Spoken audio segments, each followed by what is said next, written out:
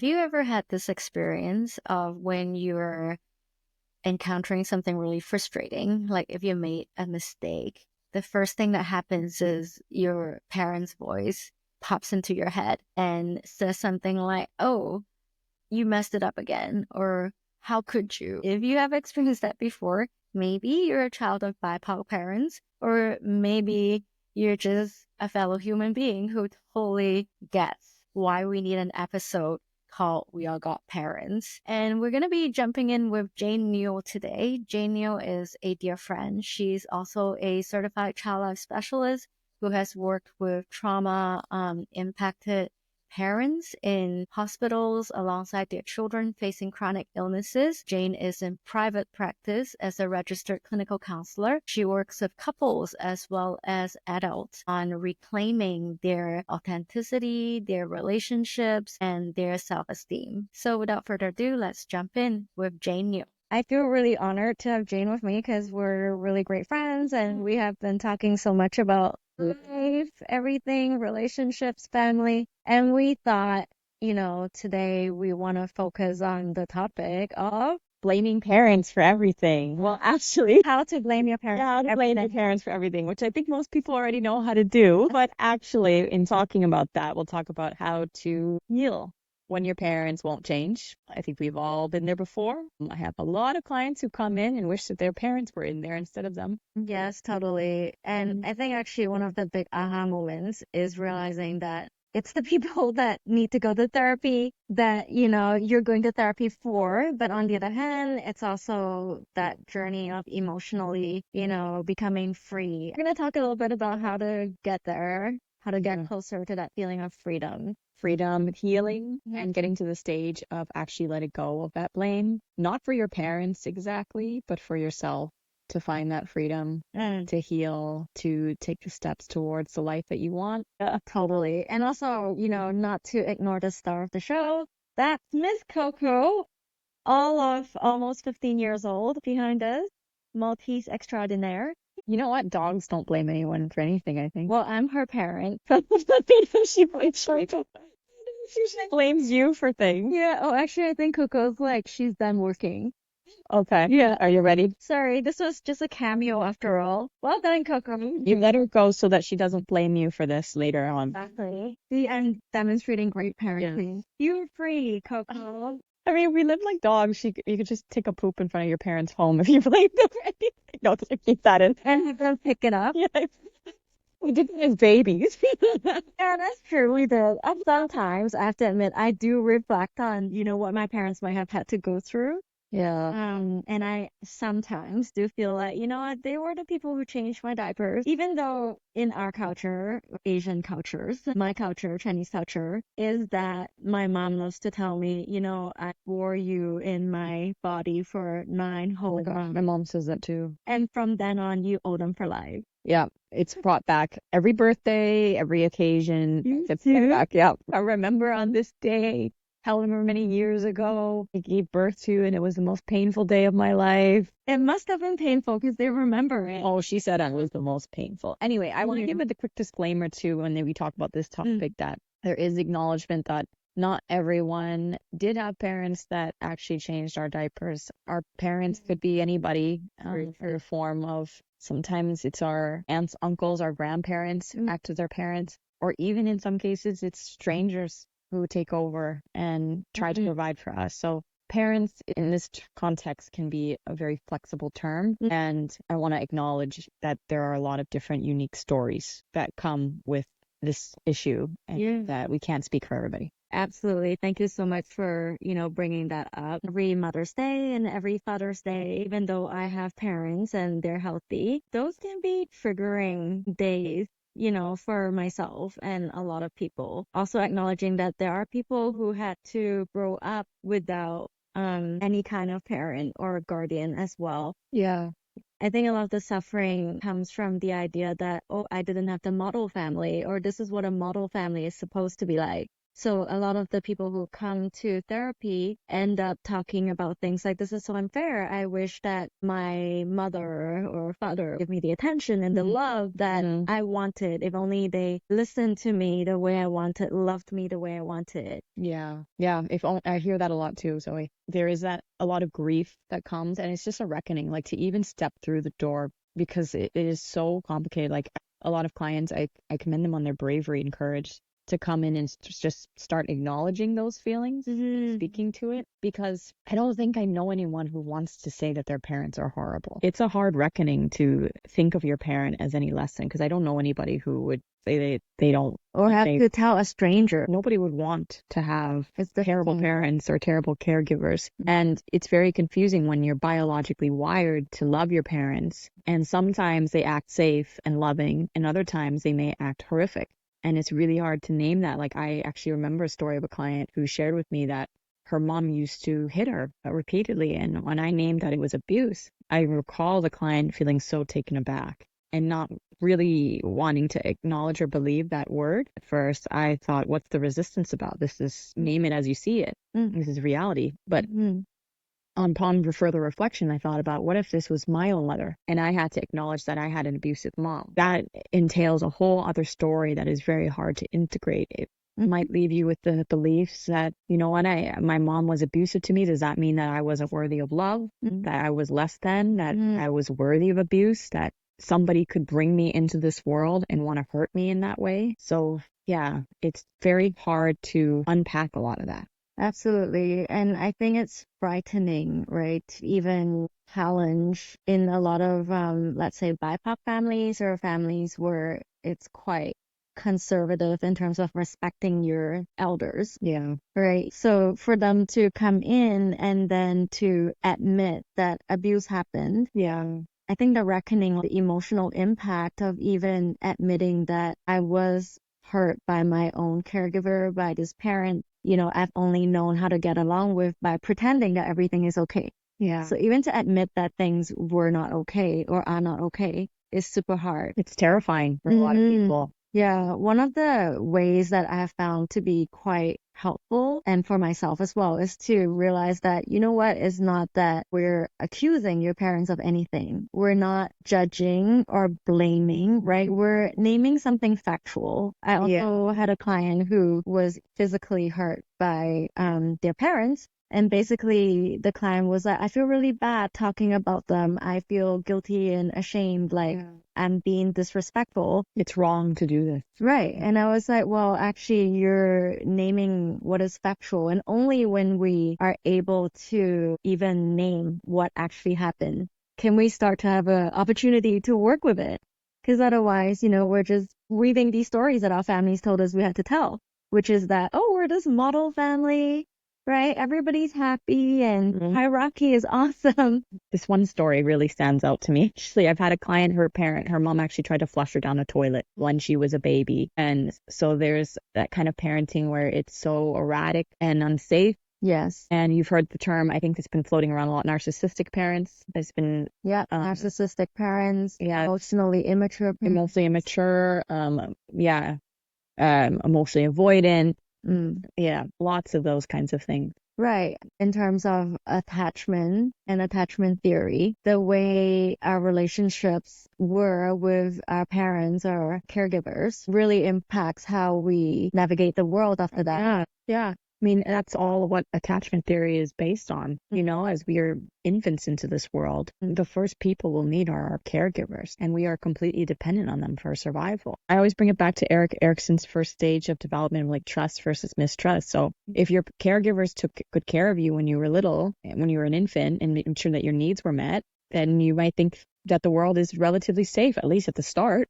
But even if at the beginning of the game of life, you got abandoned and your parents weren't there for you and they left you and they neglected you, it's only natural that you won't think of the world as being any safe, and you can only really depend on yourself, and it'd be very, very difficult to trust people. So then with life, though, we can't avoid people no matter who we are. We need each other because we need to survive. We're pack animals. We're relational creatures. We can't avoid people at all, no matter what our profession is. So no matter what relationships we're in, we're going to have to interact with people. And those unconscious things from childhood are going to show up in all sorts of relationships later on. Right. So internalization of, what we believe about relationships, right? Whether relationships are safe, whether you need to, again, deny your authenticity in order to be safe, in order to belong. What are other, kind of conditioning kind of symptoms that you might have noticed or observed? Or like if we were to kind of list them more specifically. I mean, there's the conflict avoidant people, there's the, kind of maybe even disorganized attachment, right? Like both really needing people and yet pushing them away at the same time. Right. You know what's funny? I actually want to answer this by thinking back on my work with kids, because I see it happening as it's happening. It'll show up later in adulthood, of kids who have parents who have really strong conditions of worth, or maybe lead with fear. And these kids being, you might describe them as being really obedient and really good kids. And perfect little golden kids. Ones. But what they're learning is just to people please and not acknowledge their own feelings or be really confused by their feelings and disturbed by it, not regulate. And just so focused on pleasing everyone else. Amazingly, this extends to, people who are CEOs, right? Even people who are really, really successful. A lot of times because of these conditions of worth, because, striving for success came from a desire to be approved of. So even in people where on the outside, we seem to think that, oh, they're so successful. Their lives must be perfect. But even for them, actually, we all have parents. Yes. And that's what we were taught when we were little. That's the story we were given of success, is to make a lot of money, to have a family, to have nice, expensive things. Because that's security, right? Yeah. So there's no blaming of that, but it's just, to point out that they might actually still be struggling in some way, that might have had detached narcissistic parents who are unable to express love to them and who make them feel like the other shoe is always about to drop. So these clients, they end up being people who work very hard in their companies for charitable causes, right, to care for their loved ones, their children, their partners. But the anxiety that is present in them, right, really eats away at their everyday functioning and living. Because if they get a wrong look from somebody, if they feel like somebody at work is thinking of me as being not a worthy leader, for instance, they're sensitive to that. But, actually, let's bring it also to the understanding that while we are parents are human too. And so parents are not perfect. Yes, exactly. A client actually shared this with me the other session, where she's like, parenting is like this job that everybody's going to fail at least once. It's like an inevitable. At least once. It's a job that you cannot be perfect at. Yeah. It's impossible. I mean, how can we be? Because everybody is human. Everybody comes with their own histories and personalities. And the child that you have also has their own person. In our society, there's just so many layers in terms of the intersectional, right? So being a parent, dancing with all of that while trying to help your child to survive, admittedly, is not easy. Right now, I'm speaking as from a millennial, where there's new Gen Z slang, and I'm like, what is all this mean? And I felt like such a grandma. Just to speak to that, though, is that the world is changing so rapidly. It is impossible to keep up. These Gen Zers are going to feel outpaced by the Gen Alphas later on in life. And so what I mean by that is, like, with my parents, I can have compassion for them, that it's very hard to understand this huge changing world. And of course, as the world changes, as we evolve, there's more intersectionality, that as you're saying, but our parents are not going to necessarily understand those layers. And then there comes the divide, because our brains will shut down if we don't feel listened to, we don't feel understood. And, our brains and our amygdalas will be primed for like a threat if it feels like somebody doesn't really understand or is listening to us. And we naturally won't understand something that is totally unknown and foreign to us. Right. And our parents, one of my clients made me laugh so hard when he said that my parents express love in cut fruit. Yeah. So, there is a heartbrokenness that comes from being unable to connect fully, because our generations, we really believe in understanding, connecting, bonding, talking things out. But, the older generations, really, they believe in putting food on the table, survival, taking you to university, survival, right? Knowing that almost no matter what generation you come from, parents are not going to I mean, there's no manual for how to be a parent, Yeah, there's no right? manual. To have a family of any type. So how to navigate, this kind of mist, right? Like it's almost like we call it a intergenerational gap, but sometimes it's more than a gap. Sometimes, yes, there's other things that are quite hard to forgive, quite hard to reconcile. But, without that movement towards compassion or understanding, right? Even without overt conversation, that will not happen. How do we facilitate that sort of healing when we have parents that, or when we experience families where it just never happened? That's a great question and so layered. It is. It's actually a multi-part. And I like that you said it's a myth because it does feel like that a lot of the times. You feel so alone in it. On a bigger systemic level, education is so important. Why didn't we have classes in school? It's like, okay, we have tests and classes for really important things like driving, being a doctor, home economics. There's no test around being a parent. Anybody can be a parent. Exactly. And it is the most important job in the entire world. Yeah. Policy making. Let's also talk about how to reconcile. So this is if you've already had a parent and it's, the damage is done. Right now you're in the position of maybe you're in that divide of I want to forgive my parents, but I also blame them. And I'm hurting. I mean, that is a tough one to even know where to begin with. I can start from. Sure, yeah.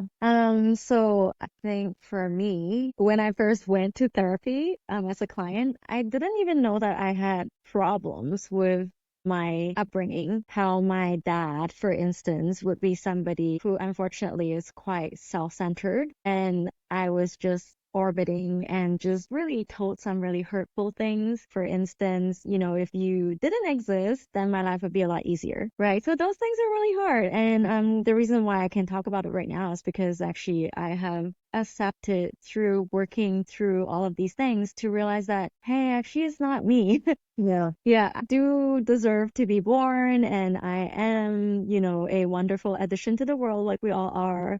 But for me, firstly, it took crisis in life. So I know a lot of people go to therapy because of crisis, right? Whether in relationships or, anywhere at all, like with school, with work.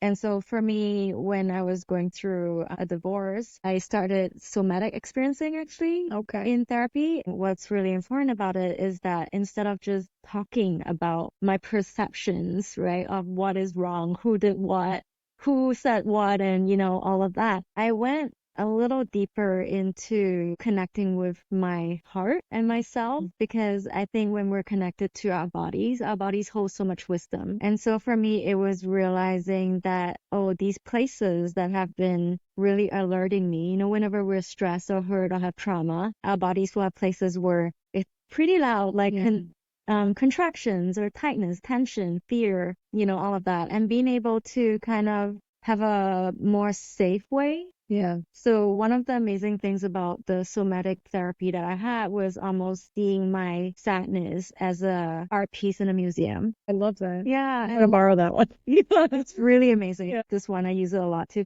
So you're like walking around this feeling that you might have in your body. Yeah. From, kind of a observational, non-judgmental, right, kind of point of view, just being curious, sharing with the therapist what you're seeing. And then as you feel more safety in that, I was able to realize that, well, for instance, this really, big piece of obstacle that is a boulder in me and not moving and it's so heavy, right? Is it something, what is it made of? Right. And to be able to just slowly. So, sometimes opening up the entire boulder is too much at one go. Yeah. So it was kind of like a layer by layer experience. And then being able to reckon with how, our inner child, right? It's one of the ways we describe that feeling of being hurt and not knowing how to move forward and carrying that with us as we grow up. So me learning that, oh, when I grew up, the child part of me never had that kind of tender acceptance, that kind of,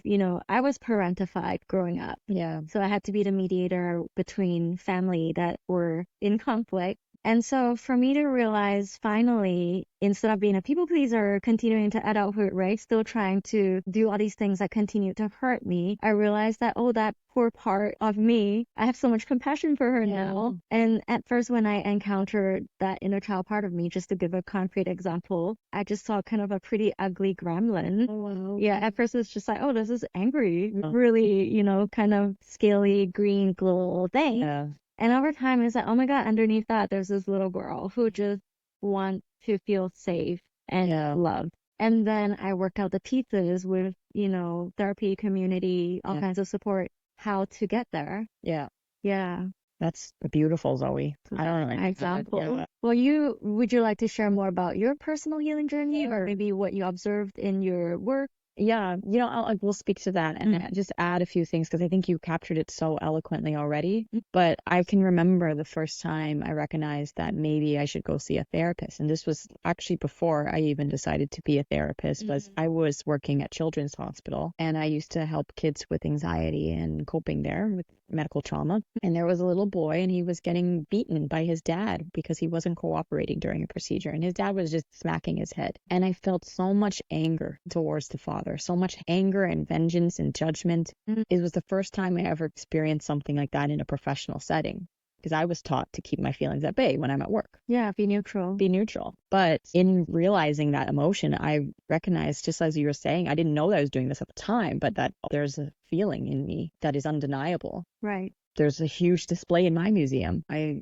best be curious about it because if I don't. Right, that thing in the museum is actually on fire. Exactly. That's great. It might burn down the whole museum.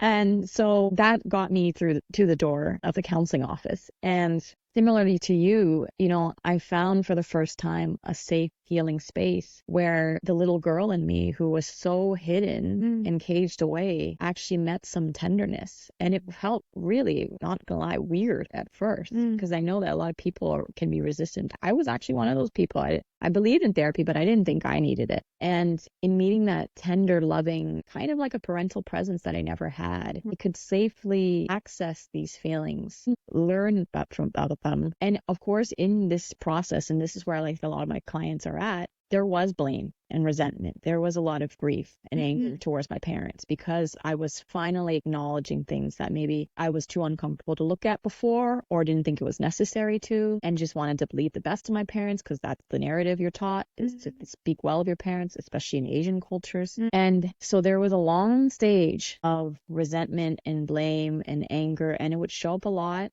And I recognized that my parents were no longer here in the room with these emotions, yet I was still. And they're no longer doing the thing. No longer doing the thing. Exactly. I'm a full grown adult now. Who can walk away and say no. Yes. Right? I can protect myself. But I was thinking that I'm taking care of this little girl, but in the way I was keeping her down in these emotions and caged away by just saying that it's everybody else's fault and it's all this hurt and pain, and not showing her that healing and light can happen and that there could be another way, that I could reparent her, that I can acknowledge that what happened to her was not okay. It was wrong. Right. And I hold the people around me accountable for that. But at the same time, if we believe that this is the only way to life now, that this pain happened, and so this is the way it's only going to be, I'm not giving that little girl the chance to live the way she deserves. Yeah, we're still giving her power away. What do you want to do with your life now? Right? What do you feel like would actually bring you joy? What would be, the life that you want to live versus the life that you had to live. I will say what's really important about that is I could not rush her, because anytime I rushed her, not to blame, resent, I would meet that, like you said, that boulder, that feeling again. But the more, and you can peel back slowly, these huge feelings that deserve to have the time and space, and they've just been buried away for so long. When I did give them the time and space to move through it, and make space for that little girl, like we would do for little kids, to let them have their feelings. And when they are done with having their feelings, because kids are very resilient, then we can come to the piece of, okay, what would you like to do next? To show them that there are options. And that's where the piece comes, where letting go of the blame of your parents is to see that there are still options. Because when we stay stuck in the blame, and maybe it's because we're fighting with these feelings that we're stuck in this place, we feel trapped and we don't see that there's any other option. And the blame of the parents keeps going around in circles and circles, and it feels like it's the only emotion in the museum, and it burns everything else away. Thank you so much. I think that really, made it so concrete and also really very touching too. What it's like to not push that inner child,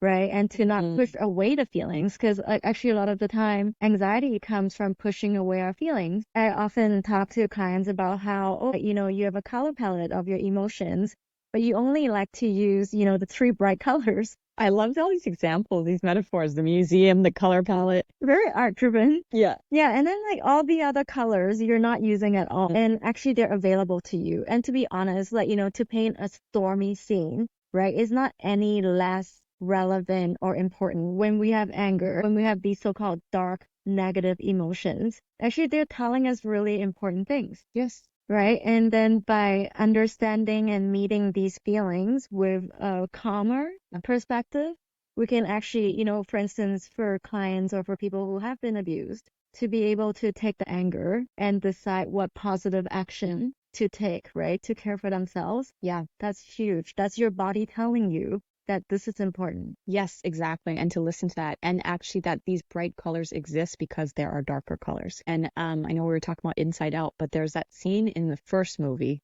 that I thought was so powerful for all people to watch. I love them. Yeah, when Joy realizes that she exists because sadness is there. Because in that first movie, Joy tried to just push sadness out, and it's like, sadness, you just stay in the circle of sadness and don't come out of that. But then she remembered one of Riley's core memories was Riley was crying because I think she lost a hockey game. And then her friends came and cheered her up. And that memory of her friends coming to cheer her up was joy. So that memory couldn't have happened if sadness wasn't present first. Right. And, to allow ourselves to be our real colors. Yeah. So that, when you're sad, you are allowing support. When you're vulnerable, you're allowing other people to actually feel safe to be vulnerable. Yeah. So in fact, that is a lot of the unlearning that we do as children of BIPOC parents. Yes. Right? Because in our cultures, it was really very much, actually it is the whole colonize, keep a stiff upper lip and keep going, right? Versus you're having this moment of fragility. Let me hold you so that next time when I'm feeling fragile, I'll also let you hold me. Yes. Right. So I think now we have this huge opportunity in our, kind of privilege almost of being able to move beyond just survival. Yeah. Yeah, of, how do we allow ourselves to be all of these colors, to love ourselves in all of our different weather systems. Yeah. Right? I mean, we're human. This is part of being human. Like, life is actually never going to give you this perfect graph of like things are only going to go up. Yeah. Right? Life is more like, and I want to answer that question with the fact that it is, I think, truly important to have people in your life that are safe to do that, I think humans need to feel witnessed and held. I mean, babies as human beings, mammals need to be held. Well, back to attachment. We're wired. And it's actually part of our survival. Yeah. To be held physically, but also emotionally. So, for the folks who are not in counseling and think, I don't want to see a therapist because maybe it's not the right fit or it feels terrifying or just not right for you. There's other ways, having safe people, even just one, or an animal, a dog. I cried with my dog so much more than I cried with a therapist before. Coco sees it. I'm talking about her. Yes, dog. I said dog and she just perked up. She knew. But it's just knowing that I think we need to be that witnessing of our feelings by someone else present, and then we can witness our own feelings. It's very hard to do that work all in isolation. Absolutely. Yeah. And also, you're reminding me of this wonderful book. It's called The Smell of, I think, Rain on Dust. Very poetic. It's a very beautiful book, and it's written by a shaman in a very poetic way about how in indigenous community, grief and sadness is actually healed in group. So people come together and they cry and cry as a group. Yeah. Yeah, or cry with the person who's hurting until that person feels cleansed. So that rain, right, is that cleansing. And I mean, honestly, to allow ourselves to know that healing has so many perspectives, possibilities. We're saying that having experienced life in the way that we have and witnessed it, pain is something that We don't have to suffer. right? Occasionally it happens, but it's not something that we define ourselves by. There are many ways of healing together. Yes, Yeah. totally. So find your way. We're just suggesting different things. Find your way. And the caveat with therapy is that what you hopefully will get is somebody who's trained as a professional. So that safety is huge because as humans, like, with my clients, I can hold more congruence and be that safe presence more than I could with my mother or my partner. I'm not a therapist at home. Nobody would let us therapist. No, I mean, sometimes it might come up and my partner will shoot it down. But when I say that I'm not a therapist at home, I'm going to have biases and triggers that are going to come up, and it's not necessarily going to make me a safe, healing, tender presence all the time for my partner or my friends. But, in the therapy office, that is the hope, that you have that protection, because these are really tender, vulnerable feelings. They're sacred, they're beautiful, they are like pieces in a museum, and they deserve to be handled with care and love and attention. Absolutely. So, hopefully because of this conversation, and I know we can't talk about every single detail of how to heal from pain that might have occurred in childhood, but I hope we've offered you some ideas and that you might be able to be curious, right? Having curiosity, compassion, creativity, community, all the C's of, there's this really famous modality called internal family systems, which we practice. Yeah. Right. And the biggest takeaway from it really is that there are no bad parts. Yes. So whatever part of you might be hurting or needing attention and care and help, don't shame that, because that's probably a child part or a hurt part, a trauma part that just really needs that curiosity, compassion, care, to be integrated, to come back to serve its purpose. Yeah. Of protecting you. Yeah, exactly. And in doing all of this, it's so empowering to, in a way, take back your life and see that maybe your parents will never change. That's their stuff, not yours. You can still live the life that you want and deserve. Because maybe the blaming of your parents is because you're blaming them for a life that you're not living, or an experience you're not having, whatever it is. And that keeps you stuck because they're not going to change. Well, the anger of expecting something different. The anger expecting something different. Yeah, from people who might never be able to give that to you. Exactly. Like that's almost like kind of pushing a wall. Yes. With all your might. Yes. It's never going to change. Exactly. So I love what you said. And this is making me think about how it's almost like the stages of grief, right? Which are not, something chronological that you do, but it's almost like acknowledging it, right? And then feeling it, making sense of it, making space for it, and even getting to be witnessed and to share your story. Feeling it with others, because you're not alone. As I said, you're definitely not alone. This is a very common thing. Yeah. And exactly as you said, it's like pushing that wall when we keep blaming our parents and we expect to heal. If we stop pushing and just see that there are other options that we can reparent, we no longer have to feel trapped. We recognize and see that we have the power to heal ourselves, reparent ourselves, be the parent and love that we've always wanted. Embrace it as an opportunity to love ourselves rather than seeing it almost as, oh, now I also have to take responsibility. Yeah, that's an important piece, because I know like some clients are like, why do I have to be the one to parent myself when my parents couldn't parent me? Yeah, and that's maybe just acknowledging that there's grief in that. There is always going to be a sense of grief. Grief doesn't disappear. That, your parents didn't do the job that you needed them to, and they didn't know how. Yeah. Right. That's truly what it comes down to. That's part of that acknowledgement too of the circumstances around where all of this is happening. Yeah. and, making sense of it, but also making meaning out of it. So unfortunately, we both did not have amazing, kind of storybook childhoods, but we really learned how to live differently and to find joy and make life, the life that we want. Laura. And so I think that makes it really meaningful for me to be able to emerge from all of this, to feel like all of that happened that was so difficult is now being kind of made into something useful.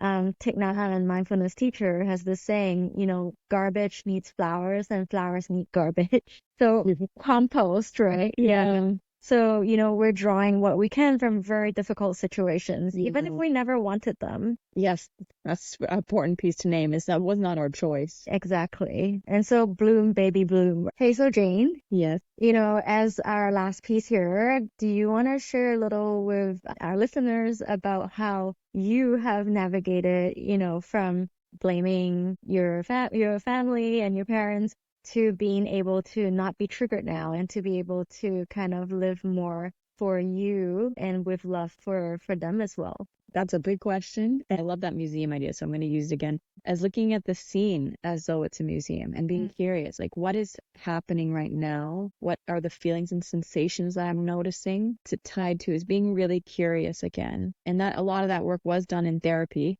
And so it's just practice and acknowledging and the question of, are my parents in the room right now? For one thing, like, are they physically in the room causing this disturbance? Right.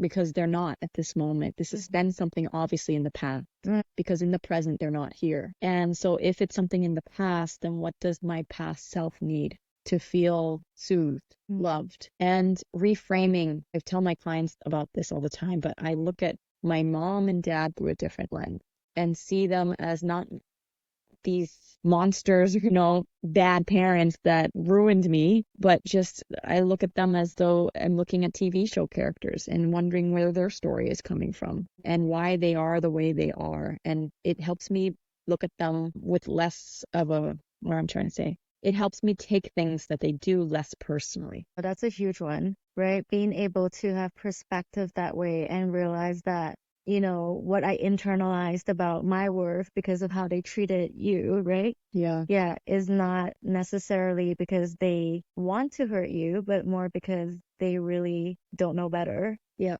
If you can do this trick too as a bonus, just look at your parents as though they're little kids. They just like the boom of them starts to fade away, and you can feel more compassion for them. Sometimes I look at my dad especially if he's like fishing or playing guitar. I'm like, well, there's that little boy that's trying to be curious and explore and learn something and be creative. And I used to look at it as, why is my dad not giving me attention? He doesn't love me. He's negligent. Yeah, and it sounds to me like now you give yourself a lot more of that, kind of love and attention. Starting right? to, Then definitely. I'm learning that as well, absolutely. So maybe I'll have an example as well. Yeah, so I mean, my parents were in a relationship that was really quite fraught with, them either being together and then apart and then together and so on. And sometimes really dramatic. When you were talking about watching a movie, it's like, yes, my mom is actually a TV writer, so we had plenty of drama in our lives. And I think at first when I was younger, and I'm the only child.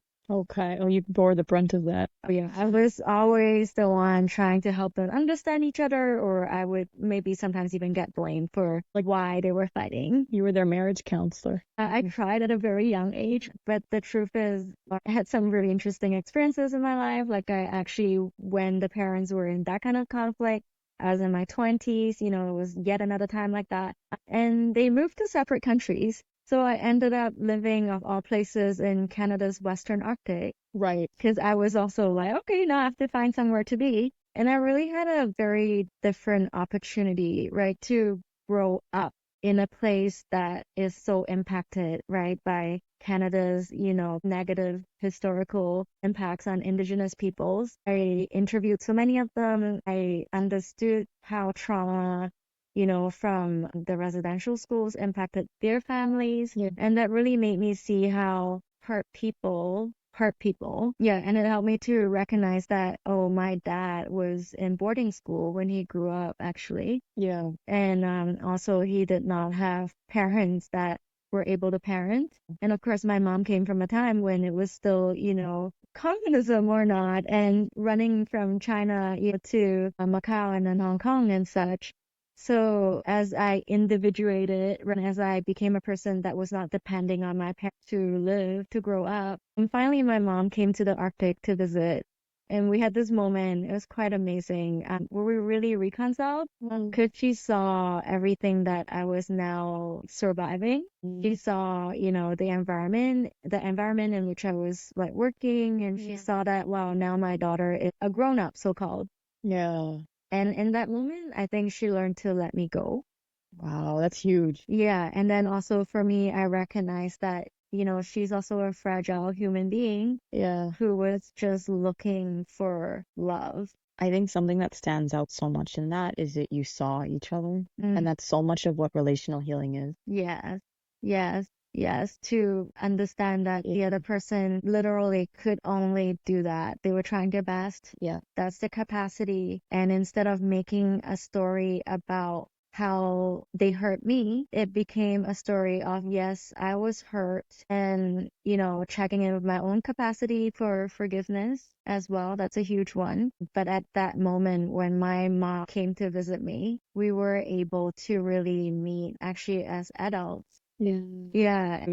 And children at the same time, right? Me recognizing that, wow, like my mom didn't have a manual for how to be a mother. Yeah. Right. And way to go for her with her lack of experience in a love life to navigate as much as she did. And I really also saw suddenly that this is a woman who's so forgiving, right? These are the many times that she's been hurt and she still wants to forgive and love. So, it's also much more nuanced. And I think as I get older, hopefully I will keep getting to recognize that, wow, there's so many more flavors to this story, right? And I just don't want to live in that very limited spectrum anymore of, I'm the victim, you're the perpetrator. I think there's more to it than that. There definitely is, because what you're saying is, you don't want to be in your own, recognize that you could be in your own echo chamber and only really hearing the echoes of your own voice, validating the story you're telling yourself. Yes. And not to invalidate, people who might really have suffered in a way that's totally unforgivable. Yes. Right. But at the same time, moving towards the ability to hold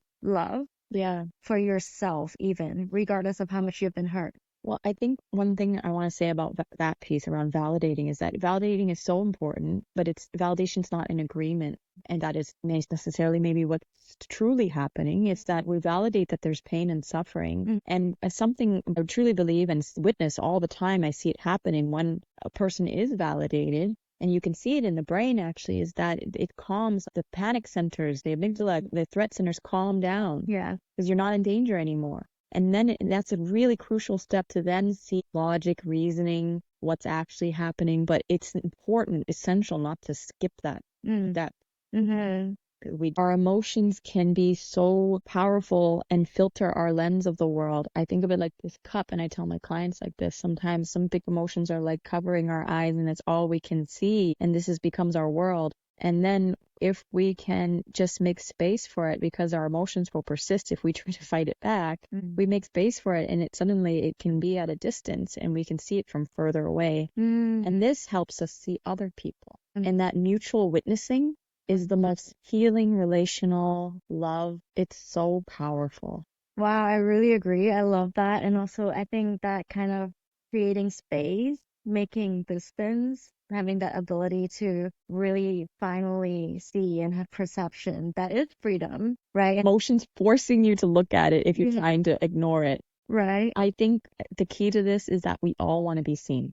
Yes, exactly. If somebody's not seeing you, it's probably because they have this big emotional thing in front of their eyes. They can't possibly see you, and it is not your fault. Yes, absolutely. So just decide where you're going to stand in that museum, how you're going to look, and there are ways to help you look, see, and feel better.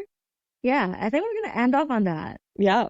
Yeah, exactly. So lots of love to everybody who's listening. Thank you, Jane, for sharing with me on how not to blame our parents or how to blame our parents and then not to blame them.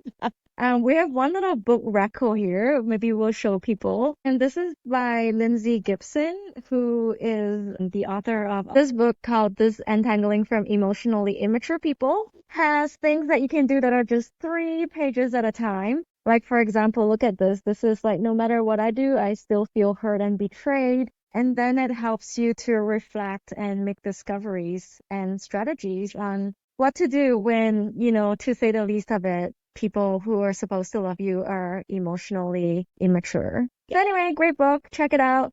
Take care, everybody. See you next time. Bye. Good luck with your parents. Good luck, parents. Good luck, child.